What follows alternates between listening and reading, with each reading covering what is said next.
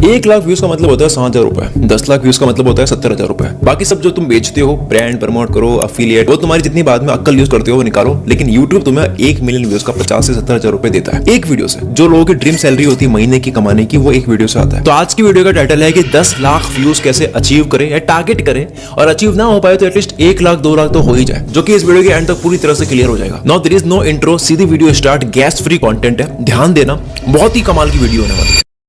अगर तुम पढ़ाई करते हो, जॉब करते हो, बिना जॉब पढ़ाई छोड़े भी यूट्यूब करके कैसे साइड में एक इनकम स्टार्ट कर सकते हो जो आगे जाकर के तुम्हें लाखों की कमाई भी दे सकता है। लेकिन तुम्हें बस एक बार ये ध्यान देना है कि मान लो तुमने दिमाग लगाया, 7 दिन लगाए, 10 दिन लगाए, स्क्रिप्ट बहुत शानदार लिखी, एडिटिंग कर दी, थंबनेल कर दिया, और फिर जब तुम वीडियो अपलोड करते हो 24 घंटे के बाद, 48 घंटे के बाद में उसके ऊपर 200-300 व्यूज होते हैं। कभी हार्डली कोई वीडियो जाएगी जो 2000-3000 जाती है और रुक जाती है। कभी इक्का दुक्का वीडियो वायरल हो भी गई तो बार बार होती नहीं है। और दूसरी तरफ एक क्रिएटर होता है जो कि सिंपल वीडियो अपलोड करता है और 1 लाख, 2 लाख, 3 लाख, 5 लाख, 10 लाख व्यूज लेकर जाता है। तो सवाल यहां पर ये खड़ा होता है कि क्या उसने तुमसे 100 गुना अच्छा थंबनेल बनाया? शायद नहीं। क्या उसने तुमसे 100 गुना ज्यादा मेहनत करी अपनी वीडियो एडिटिंग पर, स्क्रिप्ट पर? नहीं भाई। फर्क जो है ना वो वीडियो के ऊपर काम करने से पहले ही शुरू हो गया था। यानी कि दोनों ने जब डिसाइड करा था कि भाई वीडियो का आइडिया क्या होगा, और यही पूरी यूट्यूब की सबसे मिसअंडरस्टूड चीजों में से एक है। हम यूट्यूब पे काम करने वाली कई टर्म्स में और टेक्निक्स पर, टूल्स पर कई जगह अटकते हैं, स्किल्स पर अटकते हैं, थंबनेल पे ध्यान देंगे, एडिटिंग पर ध्यान देंगे, गैजेट्स, इक्विपमेंट्स कहां इन्वेस्ट करें, इन्वेस्ट कर देंगे, स्क्रिप्ट राइटिंग पे ध्यान देंगे, ये कर दो, रिकॉर्डिंग ऐसी होनी चाहिए। लेकिन भाई अगर बेस आइडिया ही वीक है तो आप एक ऐसे प्रोडक्ट की पैकेजिंग इंप्रूव कर रहे हो जो मार्केट लेना ही नहीं चाहता है। इस वीडियो में आपको ऐसा सिंपल फ्रेमवर्क बताऊंगा जहां पे उसके बाद में आप यूट्यूब पर आने के लिए, या अगर ऑलरेडी यूट्यूब पर हो तो आप ओवर थिंकिंग नहीं करोगे और सिंपल रोड मैप मिल जाएगा कि भाई ये कुछ चीजें करनी है, उसके अलावा दूसरा कुछ भी नहीं सोचना है। जिसके बाद में आप किसी भी वीडियो को जज कर पाओगे, आइडिया को जज कर पाओगे, पता लगा पाओगे कि भाई ये मेरा जो आइडिया है ये व्यूज लाने की पोटेंशियल रखता है या नहीं। और इस वीडियो का सबसे इंटरेस्टिंग पार्ट इस वीडियो के एंड में होने वाला है, तो please don't miss this video. और अधूरा ज्ञान घातक होता है तो पूरी वीडियो देखना यार, क्योंकि आपको नया सोचने की जरूरत नहीं है। वायरल आइडिया हर बार नया नहीं होता है, वो बस पुराने आइडिया को फिर से एक नया एंगल के साथ में लॉन्च करता है। अभी जो नोलन की ओडिसी मूवी आई है उसने सारे रिकॉर्ड तोड़ दिए, एंड ये कई हजारों साल पहले लिखी हुई एक पोएम थी जो लोगों के बीच में थी। पुराने आइडिया को एक फॉर्मेट दिया, एक एंगल दिया। समझो, एक स्ट्रॉन्ग यूट्यूब वीडियो आइडिया के 3 हिस्से होते हैं: टॉपिक, फॉर्मेट और एंगल। टॉपिक का मतलब होता है कि वीडियो किस बारे में, फॉर्मेट का मतलब होता है कि वीडियो को दिखाएंगे कैसे, एंगल का मतलब होता है कि आपका वीडियो बाकी लोगों की वीडियो से अलग क्यों है और कैसे है। मान लो तुम्हारी वीडियो का टॉपिक है पैसे बचाना, ये केवल एक टॉपिक है, ठीक है, अधूरा टॉपिक है। इसको अगर एक फॉर्मेट से जोड़ दे जो कि है हाउ टू ट्यूटोरियल, कोई भी चीज कैसे करते हैं, ये फॉर्मेट हो गया, तो फिर ये आइडिया बन गया कि पैसे कैसे बचाएं। लेकिन YouTube पर ऐसी कई वीडियोस है जो पैसे बचाना सिखाती है, तो अब हम इसके ऊपर एक डिफरेंट एंगल ऐड कर देंगे, जिसके बाद में आइडिया बन जाएगा 30 दिनों में 10,000 बचाने का चैलेंज। अचानक वही एक बोरिंग वीडियो टॉपिक इंटरेस्टिंग हो गया। टॉपिक वही है, इंफॉर्मेशन लगभग वही है, लेकिन प्रेजेंटेशन थोड़ी सी बदल गई। और यही ज्यादातर क्रिएटर्स गलती करते हैं। वो पूछता है कि मैं वीडियो टॉपिक किस पे बनाऊं, वीडियो टॉपिक क्या होना चाहिए, लेकिन कोई ये नहीं पूछता कि टॉपिक को ऐसा कैसे बनाऊं कि व्यूअर उसे इग्नोर कभी कर ही ना सके। लेकिन प्रॉब्लम अभी भी पूरी सॉल्व नहीं हुई है, क्योंकि हर इंटरेस्टिंग लगने वाला आइडिया एक्चुअली हाई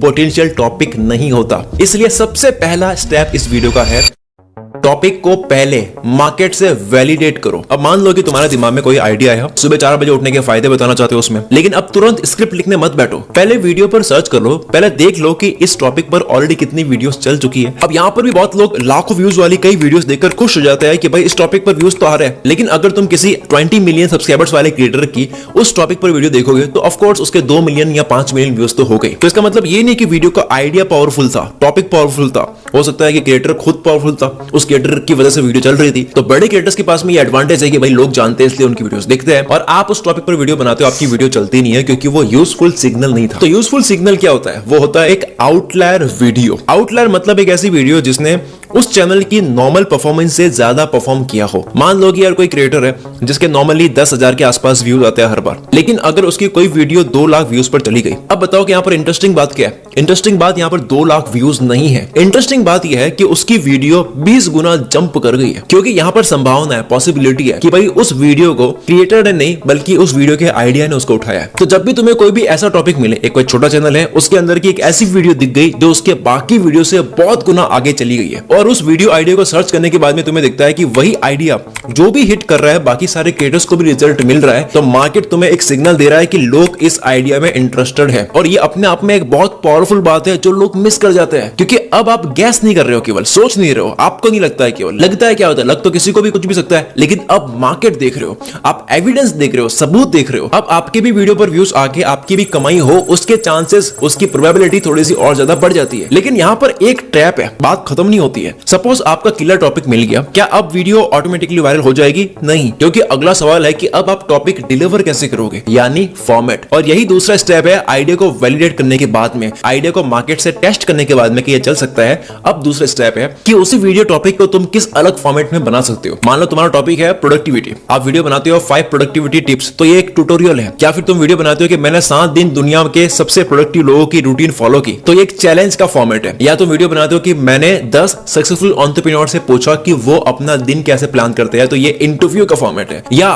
क्या सुबह 5 बजे उठना सच में आपको कामयाब बना सकता है, ये एक ब्रेकडाउन का फॉर्मेट है। टॉपिक एक ही है, लेकिन हर फॉर्मेट व्यूअर से अलग अलग साइकोलॉजिकल प्रॉमिस करता है। ट्यूटोरियल कहता है कि भाई मैं तुम्हें सिखाऊंगा, चैलेंज वाला फॉर्मेट कहता है कि देखो आखिर में क्या होगा, ब्रेकडाउन का फॉर्मेट कहता है कि इस सवाल का जवाब तुम्हें शायद पता नहीं था, इंटरव्यू का फॉर्मेट कहता है कि मैं तुम्हें ऐसी इंफॉर्मेशन दूंगा जो सीधे ही एक्सपर्ट से निकल के आ रही है। यानी फॉर्मेट सिर्फ वीडियो की स्टाइल नहीं होती है, फॉर्मेट एक्चुअली ये तय करता है कि व्यूअर क्लिक क्यों करेगा तुम्हारी वीडियो पर, तुम्हारे थंबनेल पर। लेकिन अब सबसे इंपॉर्टेंट हिस्सा आता है, क्योंकि मान लो कि आपका टॉपिक चूज हो गया, उसके ऊपर सही फॉर्मेट भी चूज कर दिया है, फिर भी तुम्हारी वीडियो बाकी लोगों जैसे 100 वीडियोस जैसी दिखाई दे रही है, तो व्यूअर सिर्फ तुम्हारे ही वीडियो पर क्लिक करके तुम्हें ही 20 मिनट, 15 मिनट, 10 मिनट क्यों देगा? और इसका जवाब है एंगल। अगर टॉपिक वीडियो का शरीर है तो एंगल उसकी पर्सनालिटी है। मान लो कि तुम्हारा टॉपिक है बर्गर बनाना, फॉर्मेट ऐड कर दिया चैलेंज, यानी कि प्लेन आइडिया बन गया तुम्हारा कि मैंने बर्गर बनाया, चैलेंज है, हु केयर्स। लेकिन इसके अंदर जब एंगल ऐड कर देते हैं तब बन जाता है मैंने दुनिया का सबसे बड़ा बर्गर बनाया। इसको बोलते हैं क्यूरियोसिटी वाला, जिज्ञासा वाला एंगल। या फिर दूसरा एंगल ट्राई करते हैं कि मैंने 100 रुपए से 10,000 रुपए का बर्गर कंपेयर करा, इसको बोलते हैं कॉन्ट्रास्ट का एंगल। मैंने 100 साल पुराने रेसिपी से बर्गर बनाया, अब हिस्ट्री प्लस नोवेल्टी का एक एंगल हो गया। Professional chef versus beginner burger challenge, अब कंपैरिजन वाला एंगल हो गया। यानी कि आप टॉपिक नहीं बदल रहे हो, आपकी वीडियो पे लोग क्लिक क्यों करेंगे उसका कारण बदल रहे हो। और यही जगह है जहां पर एक ऑर्डिनरी, एक बोरिंग आइडिया भी वायरल आइडिया में कन्वर्ट हो जाता है। लेकिन अब जो बताने वाला उसको सुनना, यह सबसे ज्यादा यूजफुल है, क्योंकि अगर ये समझ गए जो कि वीडियो का पूरा कोर पॉइंट है, तो तुम हर बार कंप्लीटली ओरिजिनल आइडिया सोचे बिना भी दूसरों से काफी अलग दिख सकते हो। देखो यूट्यूब पर अलग दिखने के 2 बेसिक रास्ते होते हैं, एक होता है कि बेटर बनो, दूसरा होता है कि डिफरेंट बनो। बेटर बनने का मतलब है जो भी मौजूद है उसका स्ट्रॉन्ग वर्जन बनाओ, उनसे अच्छी रिसर्च करो, स्टोरी टेलिंग उनसे अच्छी होनी चाहिए, एक्सपेरिमेंट उनसे अच्छे होने चाहिए, विजुअल्स, एडिटिंग, जो भी काम कर रहे हो, बोलने का तरीका, बेटर एग्जीक्यूशन। लेकिन इसमें प्रॉब्लम यह है कि हर बार सिग्निफिकेंटली बेटर बनना एक्सपेंसिव और डिफिकल्ट हो जाता है और काफी बर्नआउट हो जाता है। आप हर वीडियो में मिस्टर बिस्ट की तरह ट्रेन खरीद कर खाई में गिरा नहीं सकते। आप किसी भी क्रिएटर, किसी की रिसर्च बहुत अच्छी है, किसी की एडिटिंग बहुत अच्छी है, किसी का बोलने का तरीका ही बहुत अलग है, आप उनसे कॉम्पीट करने जाओगे तो आपकी बहुत एनर्जी बंद होगी। तो तुम सोचो कि तुम कितने ही फास्ट हो लोगे, कितने स्ट्रांग हो लोगे, कितने तेज हो जाओगे, कितना ही इंटेलिजेंट तुम हो सकते हो, उसकी एक लिमिट है। पर तुम कितना स्मार्ट हो सकते हो उसकी कोई लिमिट नहीं है। इसलिए दूसरा रास्ता जो है वो ज्यादा पावरफुल है, जो कि डिफरेंट बनो विद स्मार्टनेस। देखो समुद्र में सारी शार्क्स लड़के ओशियन को रेड कर देती है, वहां नहीं जाना है। हमें अपना एक ब्लू ओशियन, एक नीला समुद्र देखना है जहां पर सिर्फ आप अकेले हो, कोई कंपटीशन ना हो। डिफरेंट बनने का रास्ता बड़ा आसान है, किसी भी टॉपिक को किसी और वायरल फॉर्मेट और किसी और एंगल से कंबाइन करो। ये एक ट्रायंगल बन जाता है कि टॉपिक, फॉर्मेट और एंगल, ये तीनों ही अलग अलग जगह से मिलाकर एक नया आइडिया, एक नया कॉन्सेप्ट सोच सकते हो। मान लो कि पर्सनल फाइनेंस का चैनल है, सेव मनी एक टॉपिक है, फॉर्मेट लगा दिया हाउ टू वाला, यानी कि हाउ टू सेव मनी। तो अब तुम्हारा टॉपिक एक ट्यूटोरियल वाले फॉर्मेट के साथ में रेडी है। लेकिन जब इसको एक वायरल चैलेंज के साथ में कंबाइन करेंगे तो ये बन जाएगा मैंने 30 दिन बिना अननेसेसरी स्पेंड किए बिताए। अब ट्रांसफॉर्म वाला इसमें अगर एंगल डाल देते तो हो जाता है 30 दिनों में मेरी फाइनेंशियल लाइफ कितनी बदल गई। अब स्टेक्स का एक एंगल लगाते हैं तो ये हो जाएगा क्या मैं 50,000 सेव कर सकता हूं। देखो हुआ क्या है कि एक बोरिंग एजुकेशनल टॉपिक जो था, पैसे बचाना बड़ा बोरिंग टॉपिक है, बट अब ये एक इंगेजिंग स्टोरी बन गई है। अगर किसी का बुक समरी का चैनल है तो उसका आइडिया एटॉमिक हैबिट समरी होने की बजाय वो ये कर सकता है कि मैंने एटॉमिक हैबिट्स के 5 रूल 30 दिन में फॉलो किए। या हो सकता है कि एटॉमिक हैबिट्स की कौन सी वो एडवाइस जो रियल लाइफ में भी काम करती है। या हो सकता है कि 500 रुपए की इस किताब ने मुझे 50,000 रुपए की गलती से कैसे बचाया। सेम किताब है है, सेम कैटेगरी है, लेकिन एंगल बदल दिया और क्यूरियोसिटी बढ़ गई। कई लोगों ने एटॉमिक हैबिट पे वीडियो बनाई, टॉपिक बड़ा प्रूवन है कि भाई चलता है, लेकिन एक फॉर्मेट और एंगल देने से आप डिफरेंट हो जाते हो। और फॉर्मेट और एंगल जो है ना, ये भी हमें मार्केट में जो चल रहे हैं वहीं से लेना है। काफी क्रिएटर्स ये बात समझने से मिस कर देते हैं कि भाई जितने भी बेस्ट क्रिएटर्स या फिर वीडियोस ले रहे होते हैं और या फिर तुम्हारे जो कॉम्पिटिटर्स है जो अच्छा कर रहे हैं, वो केवल वीडियो के टॉपिक की रिसर्च नहीं करते हैं, वो अटेंशन कहां जाता है उस एंगल की भी रिसर्च करते हैं और फॉर्मेट की भी रिसर्च करते हैं और तीनों को मिलाकर के एक प्रॉपर वीडियो बनाते हैं। देखो, फॉर्मेट और एंगल तुम मैन्युअली भी ले सकते हो, लेकिन चैट जीपीटी से भी पूछ सकते हो कि यार इस पे कौन सा एंगल या फिर एक फॉर्मेट लगेगा। वैसे तो टॉपिक, फॉर्मेट्स और एंगल ये कितने हो सकते हैं उसकी कोई लिमिट नहीं है, लेकिन फिर भी कुछ एंगल्स की बात करते हैं। जैसे कि एक एंगल है एक्सट्रीम का। कोई भी चीज होती है, सबसे बड़ा दिखाओ, बिगेस्ट बर्गर, या फिर सबसे सस्ता, सबसे एक्सपेंसिव, या सबसे डिफिकल्ट, सबसे वियर्ड। ये इसलिए काम करता है क्योंकि तुम्हारा दिमाग एक्सट्रीम को ज्यादा नोटिस करता है। बहुत ज्यादा कुछ होता है, बहुत सस्ता, बहुत डिफिकल्ट, बहुत वियर्ड, इनको नोटिस करता है। अब आता है दूसरा एक और एंगल स्टैक्स का, कि अगर मैं फेल हुआ तो 10,000 रुपीज डोनेट करूंगा, या फिर अगर 30 दिनों में ये नहीं कर पाया तो ये चैलेंज मेरा फेल हो जाएगा, अगर मैं ये नहीं कर पाया तो मैं ये करूंगा या फिर ये हो जाएगा। अब व्यूअर इमोशनली इन्वेस्ट हो जाता है स्टोरी की तरह कि भाई इसके साथ ये हो जाएगा अगर ये नहीं करा तो वो वीडियो को पूरी देखता है कि हुआ या नहीं हुआ। फिर एक और आता है टाइम का, यानी 7 दिन में ये कर सकते हो, 30 दिन में ये करो, 24 दिन में ये करो, 21 दिन में ये करो, 1 साल, 7 दिन, ये सारे टाइम के एंगल होते हैं उसके अंदर। किसी भी आइडिया के अंदर टाइम लिमिट ऐड करते हैं तो सस्पेंस बिल्ड हो जाता है। फिर आता है कंपैरिजन वाला, रिच वर्सेस पुअर हैबिट्स, 5,000 का फोन वर्सेस 1.5 लाख का phone, beginner versus expert, old method versus new method.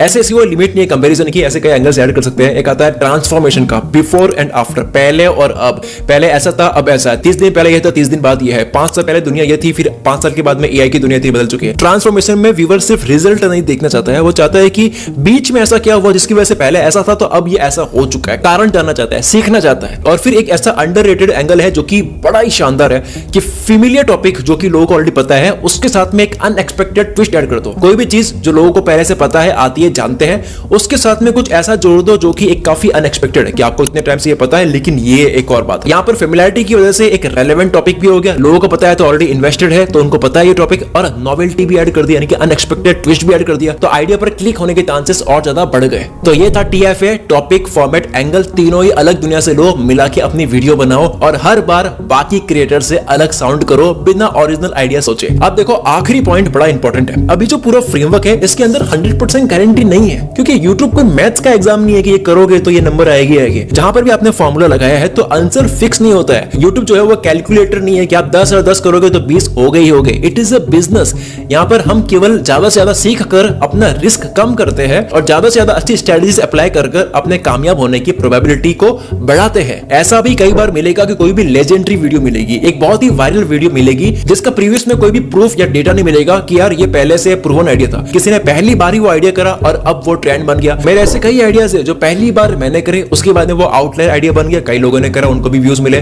कई बार मैंने किसी और के आइडियाज लिए, आउटलायर आइडियाज लिए, मैंने करा तो मुझे भी व्यूज मिले। देखो सिंपल बात है यार, मार्केट से आइडियाज लेती हो तो तुम भी कुछ ऐसा करो कि मार्केट को आइडिया थोड़े से दो भी। तो इस क्रिएटर्स इकोनॉमी में अगर तुम्हारी वजह से भी कुछ आइडियाज चलते हैं जो लोग यूज करते हैं तो हिसाब थोड़ा सा बराबर हो जाता है, क्योंकि तुम भी तो कब से आइडियाज ले रहे हो। इसलिए हर बार वीडियो डेटा देखकर मत बनाओ, 5 में से 3 वीडियो बनाओ डेटा देखकर, कुछ अपने दिल की सुनकर, कुछ खुद की स्ट्रेटजी से भी वीडियो बनाओ, कुछ आपकी ऑडियंस क्या चाहती है वो भी सुनकर वीडियो बनाओ, कुछ इसलिए वीडियो बनाओ क्योंकि तुम सच में उस टॉपिक को, उस फॉर्मेट को, उस एंगल को एंजॉय कर रहे थे, तुम्हें मजा आ रहा था। अगर तुम्हें मजा आ गया तो तुम्हारे जैसे बहुत सारे लोग हो गए, उनको भी मजा आ जाएगा।